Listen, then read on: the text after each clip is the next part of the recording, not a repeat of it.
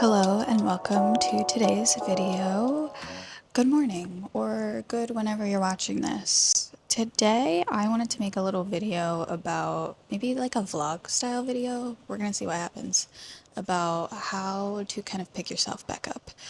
My agoraphobia is very triggered today. So I'm gonna take you through a day of me trying to overcome my agoraphobia after I had a pretty severe panic attack yesterday. So I'm not exactly sure why I feel inspired to do this, but you know, you're led to do things for a reason. And I kind of feel like maybe if I just take you through a day with me trying to come back to myself, come back to my truth, my honesty, my authenticity, and my joy, it might help you, dear watcher, when maybe you had a day like that recently where something happened and it took you back, took you out of yourself. And so maybe we can use this to kind of come back to ourselves together and, take what resonates, leave the rest. We all do different things, right? We all have different coping mechanisms, healing methods, and rituals. So honestly, I'm not even sure what I'm gonna do today. All I know is I woke up today still feeling off, still feeling a lot of negative self-talk, and it's really hard when that happens in the morning because my mornings are really sacred. Mornings are really sacred and important in general because they kind of dictate how the rest of your day is going to go. So if negative self-talk is hitting you in the morning, it's really important to kind of deal with that and reframe it so that it doesn't linger the rest of the day, which is really difficult.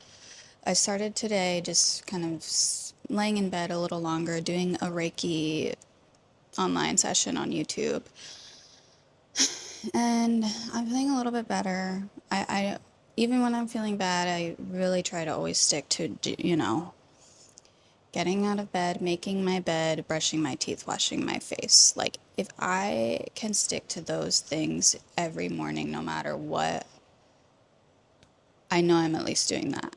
Because if you do struggle with depression or, anxiety, whatever, you know that, like, a lot of times even the simple daily tasks can become a hardship. So I really make it of vital importance to make sure I do those little things. So we did those little things. So we're already a success. I made a cup of coffee. I put this little outfit on. I know I'm going to go to Pilates later, which is really going to help.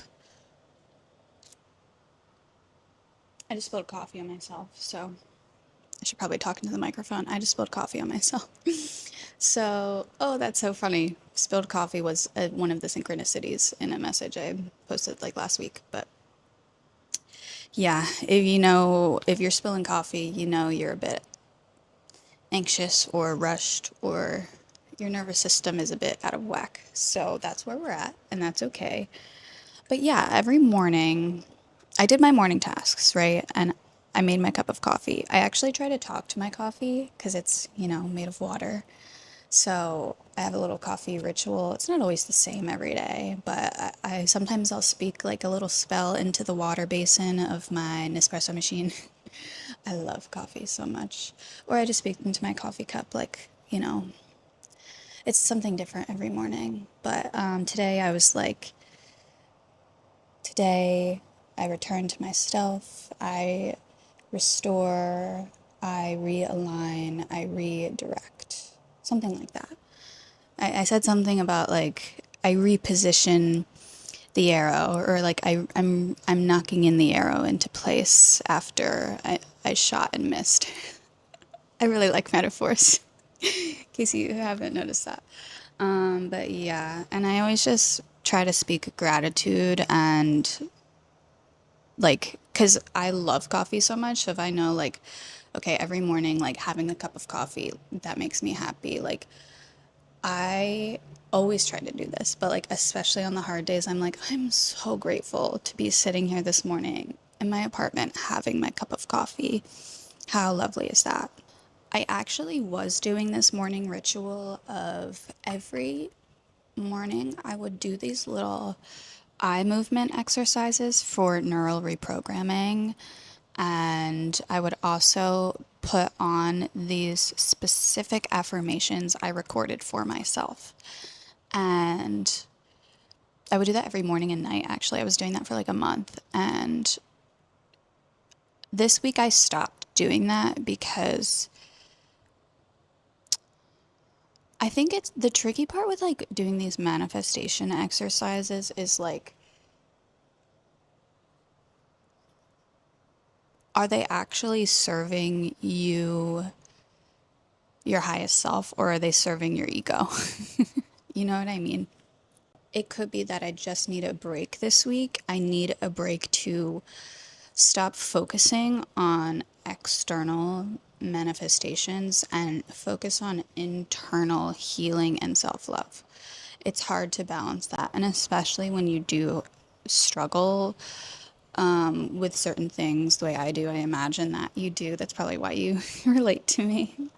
Sometimes, like, these flashy, manifesting, like, types of content we see in the spiritual side of social media can be egoic and like they might not be serving us. They might just be serving the broken parts of us and not the healed parts of us, not our healing. So I'm still trying to understand that because obviously I am a part of like spiritual content. Like I post spiritual content and I watch spiritual content, and I also have to be careful of like understanding why I'm watching spiritual content because sometimes it can become like an addiction. Obviously, we know that social media can become an addiction. And if you're watching spiritual content with the wrong intentions or with your ego leading or with your wounds leading and not your highest understanding leading, it can become a crutch, it can become dangerous, it can become misleading. And sometimes it does provide a comfort when you are in a bad place and like you watch something that brings the hope back. So I'm not necessarily talking about that. It's more so like when you have been escaping from yourself, been escaping from your truth, and then you go to watch these things that are just going to make you feel better and not actually take you to the root of yourself and your healing, if that makes sense. It's a fine line, isn't it? So I'm sure we all have that kind of conundrum every now and then. So, but I'm getting drawn to my Mary Oliver poetry book, and I think that is a sign that we should read The Morning Poem by Mary Oliver. That's actually a really great morning ritual to do, is to read a poem every day, especially like there's like a lot of morning poems, like poems about the morning, which is a really beautiful way to start your day. Literature always helps bring me back to myself. So maybe you're like me. Oh, someone was commenting on one of my videos the other day that one of my videos reminded them of a Sylvia Plath poem, and it was like, it literally made my day. So if that was you, thank you. I love Sylvia Plath. I'm like obsessed with Sylvia Plath. I have a Sylvia Plath quote on my leg from her poem Tulips. So yeah. So it was really cool to see someone who like appreciates the poetry I kind of bring in to my content at times. It's just cool to see like how what people connect with, and yeah. Yeah. Shall we read the poem now? I think we should. This is Morning Poem. Every morning the world is created. Under the orange sticks of the sun, the heaped ashes of the night turn into leaves again, and fasten themselves to the high branches, and the ponds appear like black cloth, on which are painted islands of summer lilies. If it is your nature to be happy, You will swim away along the soft trails. For hours, your imagination, alighting everywhere, and if your spirit carries within it the thorn that is heavier than lead, if it's all you can do to keep on trudging, there is still, somewhere deep within you, a beast shouting that the earth is exactly what it wanted. Each pond with its blazing lilies is a prayer heard and answered lavishly every morning, whether or not you have ever dared to be happy, whether or not you have ever dared to pray. Tell me that didn't just make your morning. Look to yourself, you free. Nothing and nobody is obliged to save you but you. Today, let's focus on saving ourselves, freeing ourselves. If I feel like I can't go anywhere, like I feel too scared to leave, if I go somewhere, like I've been a lot and I know the people there, like that's great. So we are gonna go, and I would have preferred a yoga class today, but there's only a hot hit Pilates for 45 minutes. So wish me luck, but it's gonna be great.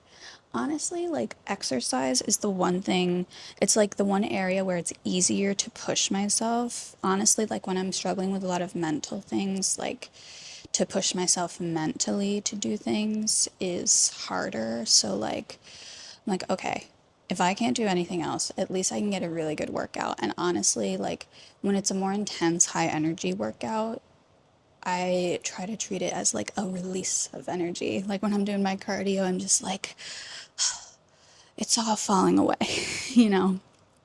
It's very ritualistic. So I think I'm going to be on a much better track after my hot hit Pilates today. And perhaps I will touch base with you after that.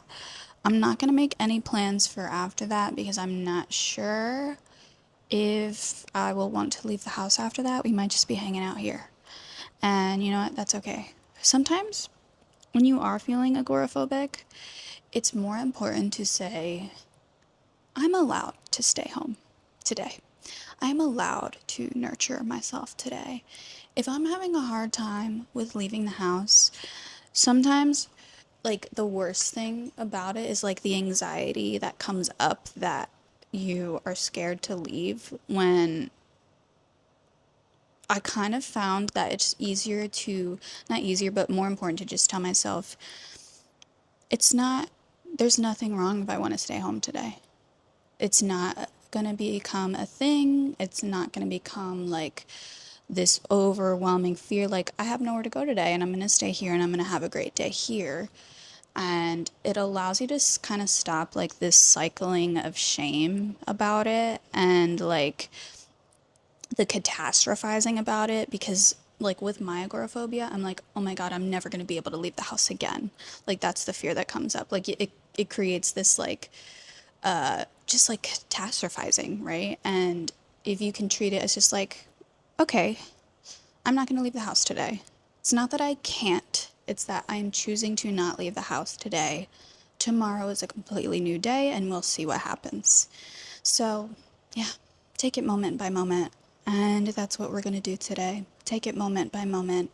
And I'm already feeling so much better that I'm like sharing this and connecting with you. So, thank you so much for being here. I will check in with you later.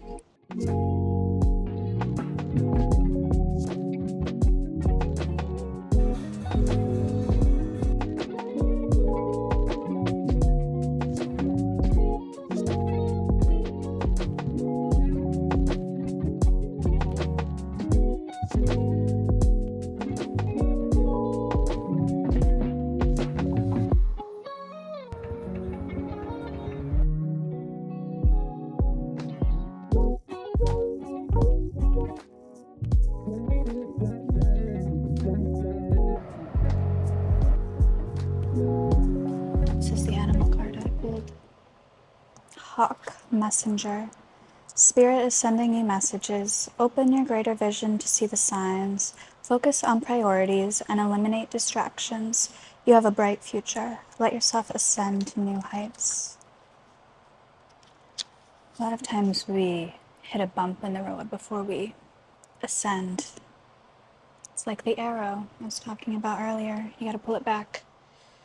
Let it fly. The hawk, with its extraordinary vision and high vantage point, has the ability to see what others cannot.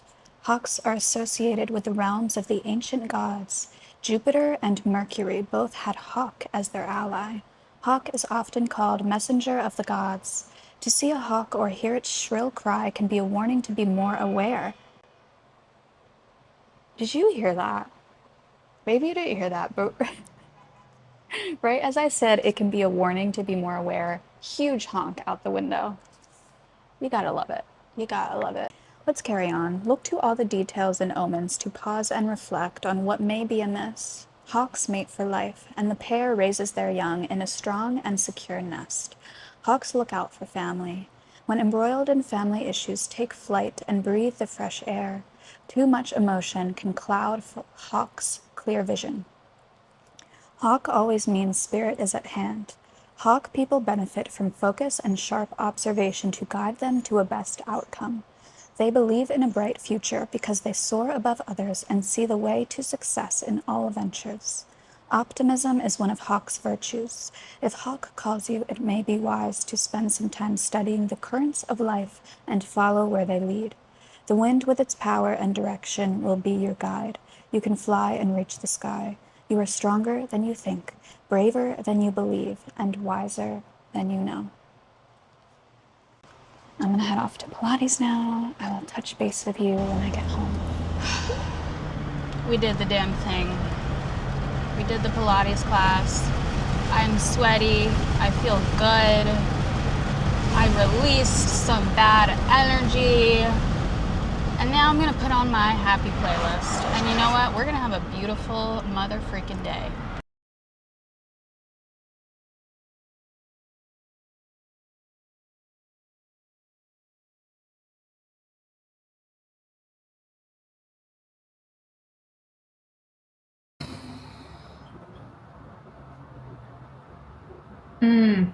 Okay, here we are. I actually did a lot of productive things. I did a lot of cleaning, which felt really good. I made a smoothie. I finally retrieved some packages I had sitting in my package locker all week. So that's a success. I just took a really nice long shower, blowed out my hair, put on my favorite t-shirt because it is so freaking soft and comfy and huge, and it's just such a luxury. And here I am doing stuff to my face for I don't know why, because it makes me feel good. Oh, I need this again.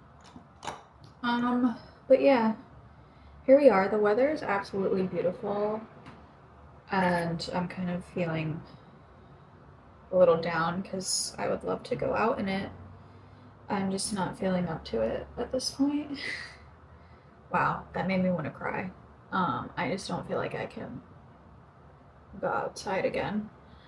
I think the most important thing to remember, when you have agoraphobia or you're just having a bad mental health day, is to just because you feel agoraphobic doesn't mean you need to shame yourself and be like, I need to leave the house. If you're feeling agoraphobic, then just stay home. Honestly, it's that simple. A lot of the war, a lot of the hardship comes from this shame of feeling this way.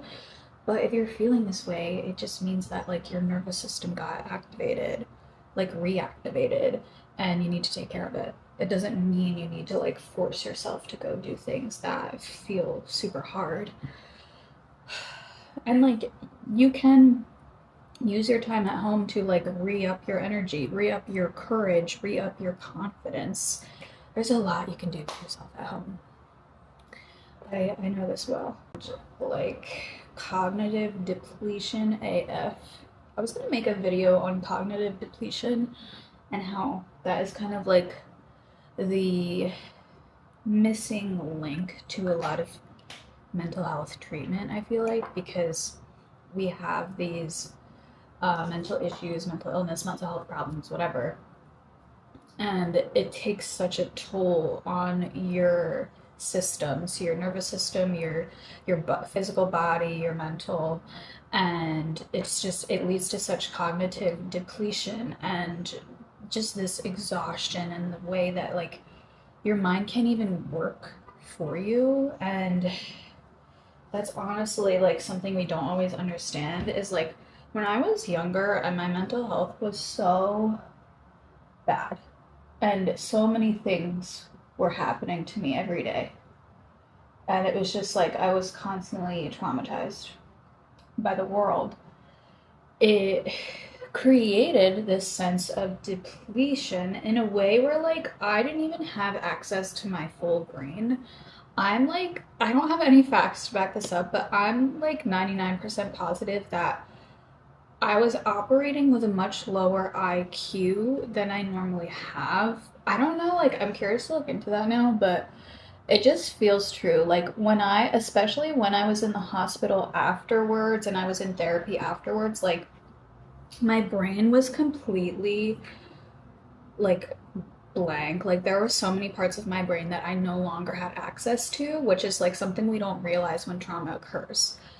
Um, and like maybe if you have an experience with hospitalization, recovery, rehabilitation, whatever, like my entire day was scheduled out. Like I had to have scheduled when I was gonna eat. Okay, I'm going to therapy now. I'm gonna take a nap this time. Like everything had to be scheduled because I didn't have the mental capacity to take care of myself.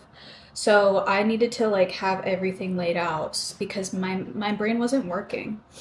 I was living at home with my parents and like going to therapy every day, and like I didn't have the capacity to truly handle being alive. Like I had to have like life scheduled out as if I was a child.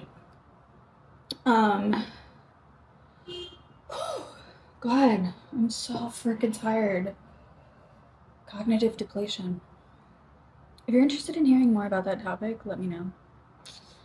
But I have a lot of like random topics that I'm like, oh, that could be good to talk about, and it ends up just kind of being very intuitive. So, you know, sometimes we get to topics, sometimes they just get written down in a book, and you know, we'll get back to it in 6 months.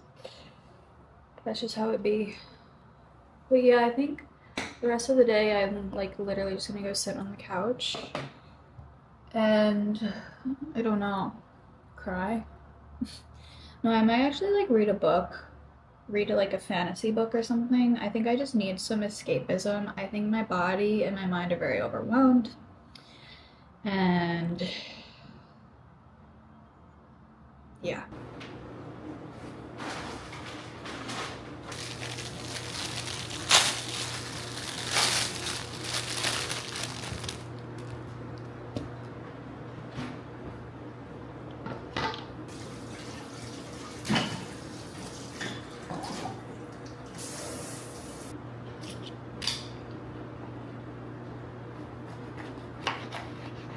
Hello, my friends.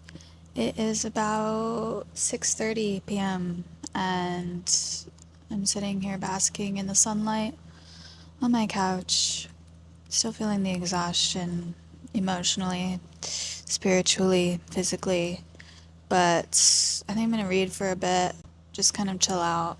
I actually did do like a lot of cleaning today. I ordered some groceries and had like some proper food for the first time in a couple days, which was really nice. So yeah, it was a slow day. I'm not feeling up to much, but I went to Pilates. I got groceries. I did a lot of cleaning. I'm feeling much better, just like more settled in my apartment. My apartment doesn't feel out of sorts. My body doesn't necessarily feel out of sorts. I just like literally need to rest and calm my mind.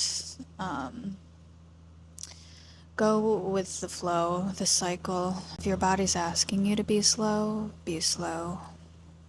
Even if your body's asking you to be fast, maybe be intentional instead of being fast. I'm just gonna read and kind of zoom out for a bit and just get out of my head. And I think that's, gonna be a good coping mechanism right now. Like distracting by like reading a book or watching TV it's like a distraction. It takes you out of yourself, and obviously we can over rely on using those tools, but it's still a coping mechanism.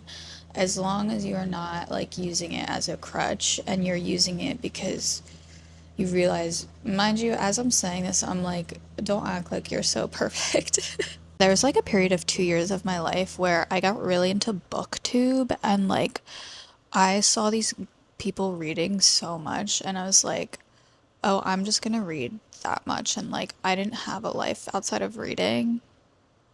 It's not necessarily true, but like, because my PTSD got really bad in those years, and book reading was such a coping mechanism for me that I would read like multiple books a day and like just not be in my own body at all. So, you know, that's me. So, but I actually haven't done this in a while because since I've had my spiritual awakening back in October of last year, like it's been really hard to escape myself. I've always been so present, which is such a beautiful thing, but sometimes it gets to be too much, and you're like, you need to like, because your ego can like exist too much in the present, and sometimes you just need to like get out of that. Like, not everything that's happening right now in your life is of importance, you know? Again, balance, balance, balance, balance. What are we gonna do? I'm gonna try to circle back with you later. I'm gonna try to like at least like meditate before bed, maybe journal. Those are the other coping mechanisms of mine that don't really feel as easy for me to do right now, so I'm gonna kind of keep them on the back burner. You have to have like a plan for when this happens. An action plan. When I'm overwhelmed, what are things I can do? Because you have to make it a really long list, and then like in the moment you're overwhelmed, you might only be able to do one or two of those things out of the whole list, but at least you have one or two things to do. And then another time you're overwhelmed, you might be able to do all of them. Or a different two of the things. What am I saying? I'm rambling a lot and the sun's in my eyes. It's kind of nice though. It's like I get to be in the sun without going outside. So I did want to read you a poem. It's called Mudra. Don't listen to the poet. In his morning coffee there is a teardrop. Don't listen to me. Please don't. In my morning coffee, there is a drop of blood. Don't scold me, brother, because I cannot swallow liquids. The air in my lungs is frozen. He said, let me weep through your eyes, because I no longer have eyes. Let me walk on your feet, because I have no feet. With my hands, I am touching your nightmare. He said, I have been saved. I need no more salvation.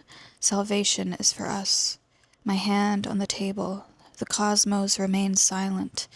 The great ocean has never calmed her sobbing.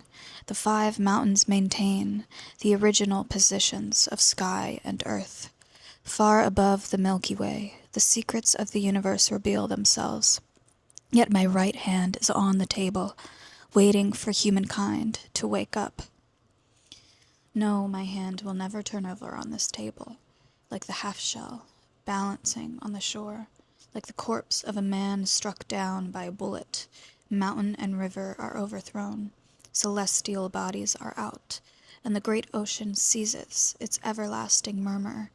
My hand is still on the table, and the 5 mountains still dominate. The secret has not been revealed. The celestial bodies go on, conversing with each other. My hand is still on the table, waiting for the moment to reverse the balance of sky and earth. My hand, this small hand, is like a mountain.